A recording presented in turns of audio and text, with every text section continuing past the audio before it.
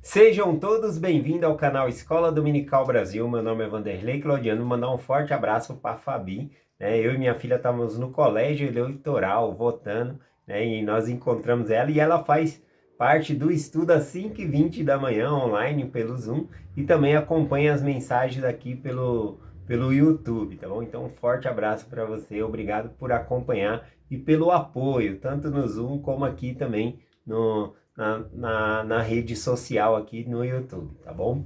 Hoje nós vamos continuar o nosso estudo aqui de Isaías, capítulo 58, falando sobre o jejum. E eu achei muito pertinente começar a mensagem aqui, tá bom? Ontem nós fomos até o versículo 7, hoje nós vamos continuar do versículo 8 em diante, mas eu achei muito pertinente começar com uma pergunta de uma irmã que mandou aqui no YouTube, tá bom? O nome dela é Geralda Rezende, ela escreveu assim: então eu faço o meu jejum errado. Então é errado fazer jejum quando estamos trabalhando, né? E aí ela explica aqui o motivo, por que ela faz quando está trabalhando, né? Ela, ela se sente melhor fazendo trabalhando, na realidade aqui, tá bom? E aí, bom, e aí eu gostei bastante. Claro que nós podemos fazer jejum durante a semana no trabalho, nós podemos sim, né? Tem alguns trabalhos que são muito braçal e gasta muita energia, então a gente tem que usar de sabedoria para não desmaiar, né? Claro, né? Mas se o seu trabalho dá para você fazer, você pode fazer. Eu gostei muito da resposta de duas pessoas à sua pergunta, tá bom? Se você não foi nas respostas de ontem, viu, irmã? Aqui a Geralda Rezende, volta amanhã, na mensagem de ontem e vê as mensagens que foram compartilhadas a respeito da sua pergunta. Eu vou ler aqui um pedaço de uma resposta que deram. Eu gostei muito da mensagem aqui da Marli Vieira Alves, respondendo a sua pergunta.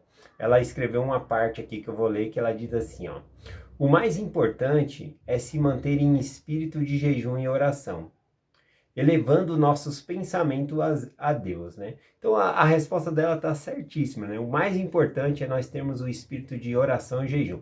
Colocar em mente que quando nós estamos jejuando, aquele dia se torna santificado para nós, tá bom? Naquele dia a gente não vai buscar o nosso próprio prazer, vamos buscar então alimentar o nosso espírito, ler as escrituras, pensar em... Claro, você vai estar trabalhando, né? Se possível, você vai estar ouvindo áudios sobre a igreja, pensar em coisas salutares, coisas boas do evangelho, tá bom? Então seria muito pertinente nesse dia ficar fazendo oração aí na mente e assim por diante. Eu gostei demais da resposta da Marlene. E tem também o meu outro amigo aqui que sempre acompanha a mensagem também, que é o Fábio. Ele escreveu aqui, ó: o que importa, não, o que importa é se você faz com sinceridade. O mais importante ainda é se você ajuda alguém necessitado. É isso que Isaías está explicando. Deus não está interessado nas aparências exteriores, né, conforme ele colocou aqui, em manifestações exteriores, mas sim no que está no coração. Ótima resposta do Fábio aqui, né, e da Marli também. Muito obrigado por vocês ler os comentários e ajudar aqui nos comentários. Bom, eu tenho alguns comentários aqui sobre o jejum também, eu quero compartilhar com vocês. Né? Nós estamos falando aqui que dá para tirar algumas perguntas, né? Solucionar algumas perguntas que as pessoas têm. Bom, nós sabemos, né, que lá em Doutrina e Convênio, seção 130, versículo 20 e o 21, fala que é uma lei irrevogavelmente decretada no céu. E quando nós recebemos uma bênção de Deus, é por obediência à lei a qual ela se baseia. Então, ou seja, traduzindo para nós, quando nós recebemos bênção de Deus é porque nós estamos guardando certos mandamentos. Então tem bênçãos que é determinada por tal mandamento, como a palavra de sabedoria, você vai receber mais saúde, né? Mais sabedoria para você aí. Então cada mandamento tem assim umas bênçãos específicas.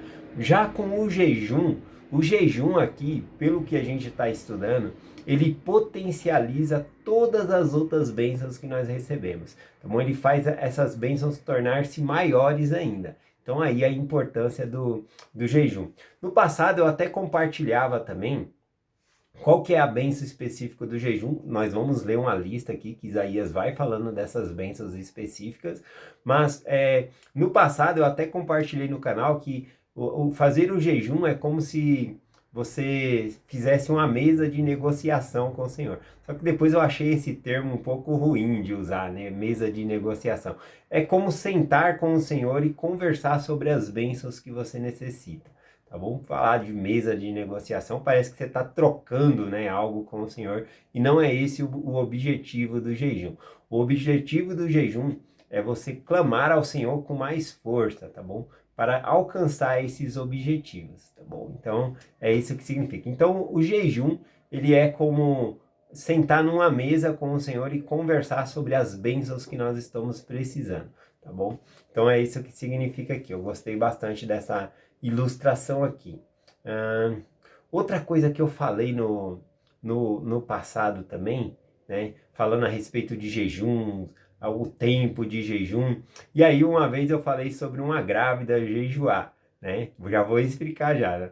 Bom, aí alguém pegou e falou assim, você não pode orientar uma pessoa dessa a jejuar porque você não é médico, né? A grávida tem que se alimentar de 2 em 2 horas. E eu concordo, mas o que eu falei, na verdade, e eu espero que dessa vez fique claro o comentário aqui, é que, por exemplo, se o médico ele diz a uma mulher grávida, olha, você tem que se alimentar de 2 em 2 horas.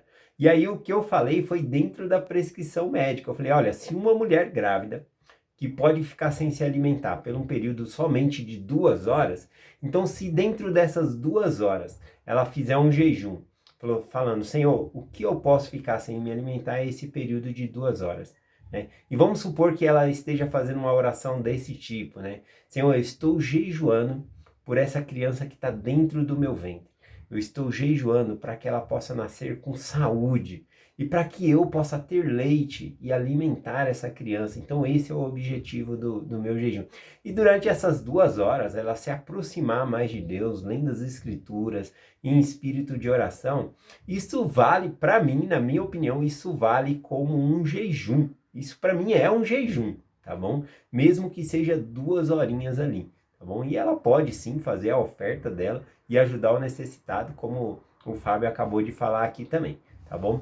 Então, esse foi a orientação que eu dei no passado e é a mesma que eu dou hoje, mas é a minha opinião aqui, que a pessoa pode fazer o jejum dentro da capacidade dela. Se ela só pode fazer 2 horas, que faça 2 horas então, tá bom? Vamos continuar aqui na mensagem aqui. Quando nós fazemos jejum, né, é potencializar todas as outras bênçãos, tá? É como fazer um upgrade, né, nas outras bênçãos aqui. Vamos começar a ler aqui. Eu queria compartilhar uma experiência rápida aqui do jejum, tá bom? Não tem problema se eu não conseguir passar toda a mensagem que eu quero para vocês aqui, que eu deixo muita coisa na descrição do vídeo aí, tá bom? Uma coisa aqui, ó, o jejum, né, a gente pode fazer ele no singular. Normalmente a gente faz, nós mesmos não temos o hábito de convidar outras pessoas para fazer juntos, né? Mas na minha ala, né, antigamente quando eu estava no bispado ali, né, eu servia como conselheiro, a gente cuidava também da limpeza da capela. E lá na minha ala são 2 unidades, tá bom? São 2 alas funcionando ali ao mesmo tempo. Então um mês é uma ala que limpa, o outro mês é a outra ala que limpa. E aí quando chegava o mês da nossa ala, a gente iniciava então ali a limpeza da capela, o primeiro sábado do mês, que antecede inclusive o primeiro domingo do mês, que é o domingo de jejum e testemunho. O que nós fazíamos? Nós juntava todas as pessoas para limpar a capela, nós chamava de fazer um mutirão. E após esse mutirão, a gente fazia um almoço. Né? Tinha um almoço ali, na verdade, enquanto alguns iam limpando, na parte da manhã, outros estavam carregados de fazer a alimentação ali. Então, depois da limpeza ali, meio-dia, quando nós terminávamos tudo, nós fazíamos a oração e almoçávamos juntos. E depois desse almoço, o que nós fazíamos? Nós fazíamos um jejum coletivo, tá bom? Então nós fazíamos um jejum coletivo, alguém era escolhido para fazer a oração ali. O propósito variava cada vez o jejum, então a cada 2 meses a gente fazia, né, esse jejum.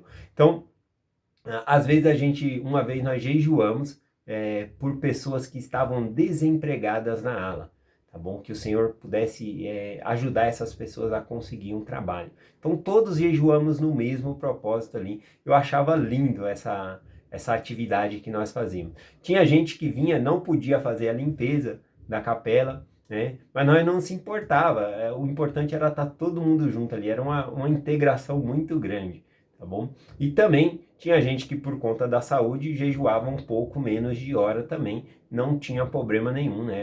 Todos eram bem-vindos a participar tanto na limpeza ou tanto também só no jejum. Tinha gente que aparecia só para almoçar e fazer o jejum, não víamos problema nenhum nisso também, tá bom? Então nós fazíamos aí esse jejum coletivo e incentivávamos a cada membro, além daquele jejum e propósito que nós estávamos em conjunto, que cada um pudesse também buscar ao Senhor algo individual, incluir algo no jejum para eles, né? Na verdade, não tem um limite de coisas que você pode pedir em um jejum, tá bom? Então, o braço do Senhor, ele é poderoso, ele é forte para alcançar todas as bênçãos. Bom, eu lembro que uma dessas vezes no jejum, o cardápio que nós fizemos lá incluía macarrão, né? E nesse dia do jejum foi difícil jejuar, porque eu não sabia que o carboidrato queimava rápido, né? Então logo as pessoas já ficaram com fome ali. Foi triste, aquele jejum ali foi mais difícil de se fazer. Mas teve uma outra vez também que às vezes a gente fazia o alimento lá, às vezes nós designávamos as irmãs para fazer o alimento em casa e trazer também, né? O bispado fazia da parte do orçamento, ajudava ali. Então era bem simples. É uma atividade simples, eu estou compartilhando com vocês porque pode funcionar na ala de vocês, é uma ideia aí, tá bom? De jejum, fazer um jejum em conjunto. Eu achei gostoso essa atividade. E teve uma das vezes que nós fizemos ali o cardápio, que foi uma feijoada. Eu não como feijoada, né? Mas eu comi os outros ingredientes ali e eu me senti muito bem. Mas foi muito interessante, né? As pessoas compartilhando ali no domingo. Nossa, eu comi tanto e tava cheio ainda, né? Parecendo aquela anaconda quando come aquelas capivaras, sabe? Tudo com a barriguinha cheia, assim, ó. Né, demorando para digerir ali. Então, nossa, foi fácil fazer esse jejum por causa do cardápio, né? Então, nunca mais a gente fez a atividade de jejum com macarrão, né? Interessante aí, só compartilhando com vocês. E muitas bênçãos foram alcançadas por esses jejuns, tá bom? Então, só compartilhando. Vamos lá aqui, o versículo 8. O versículo 8 aqui de Isaías 58 diz assim: então romperá a tua luz como a alva. Aqui está falando das bênçãos, né, que nós recebemos ao jejuar. E repare que ele fala no singular, né? Mesmo que aqui, acredita que Isaías 58 está sendo pregado aqui por Isaías no dia do Yom Kippur, que é um dia nacional dos judeus fazerem jejum. E aqui, mesmo que seja um jejum coletivo, que todos estão jejuando, tá bom? Ali, se eu não me engano, eu teria que ter buscado essa informação antes, mas eu acho que os meninos começam a jejuar a partir dos 13 anos, as meninas a partir dos 12 anos de idade, é incentivado eles a fazer esse jejum, tá bom? Então, é um jejum nacional ali, todos estavam fazendo. E aqui a gente vê que a bênção é individual. Olha como o Senhor retrata, apesar de ser a nação jejuando, aqui no versículo 8 ele diz: então romperá a tua luz, olha só como ele usa no singular, tua luz como a alva, e a tua cura apressadamente brotará. A tua luz, né, romperá como a alva, é o dia nascendo. Aqui está falando de revelação. Deus, ele vai te conceder revelação, você vai ficar mais próximo do Senhor por meio do jejum. A sua cura apressadamente brotará significa saúde, né? Uma pessoa está doente, nós podemos orar pelas pessoas, nós podemos orar por nossa saúde, mas o jejum, olha aqui, ele potencializa a bênção. Aqui fala que vai apressadamente brotará, né, a cura. Eu achei muito interessante aqui. A sua justiça irá adiante da tua face, e a glória do Senhor será a tua retaguarda. Bom, a justiça aqui significa retidão, que por causa da sua retidão, o Senhor vai avante de ti. Imagina um exército, tá bom? Indo na sua frente, defendendo você. A sua retidão se torna como um exército. É o Senhor que é esse exército, protege a gente por causa de nossa retidão.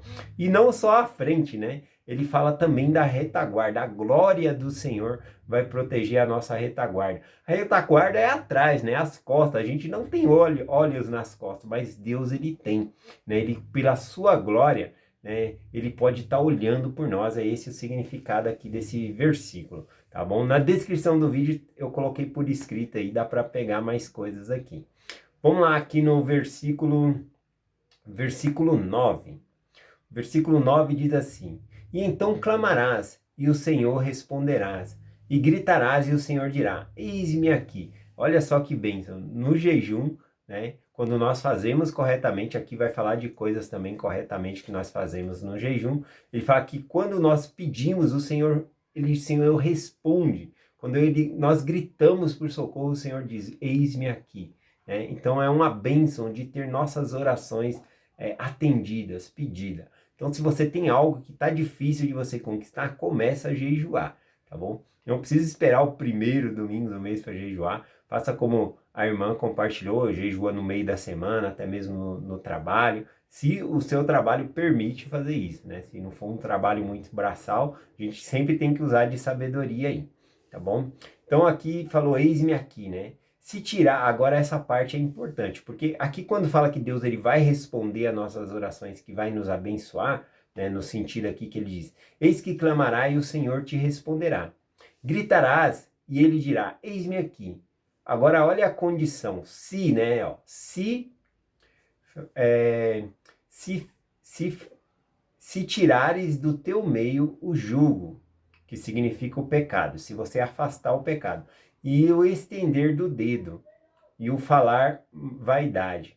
O estender do dedo aqui, gente, é acusar, ficar apontando falta nas outras pessoas.